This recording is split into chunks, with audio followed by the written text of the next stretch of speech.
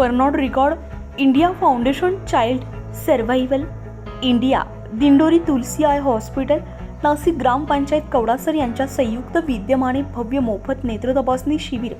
गुरुवार दिनांक 16 मे या दिवशी सकाळी 9 ते 2 वाजेपर्यंत घेण्यात आले। तसेच या शिबिरामध्ये 91 नागरिकांनी तपासणी करून घेतली। या प्रसंगी त्यामध्ये कवडासर येथील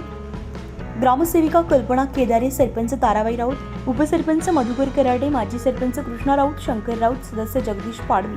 राम गवळी, तुलसाबाई चौधरी, राष्ट्रीय विश्वगामी माहिती अधिकार संघ सुरेश गवळी, एकनाथ राऊत आणि चाइल्ड सर्व्हायव्हल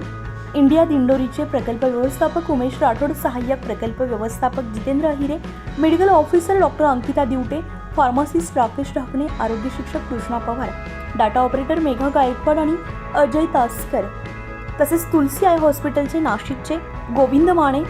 आणि कर्मचारी ग्रामस्थ मोठ्या संख्येने उपस्थित होते।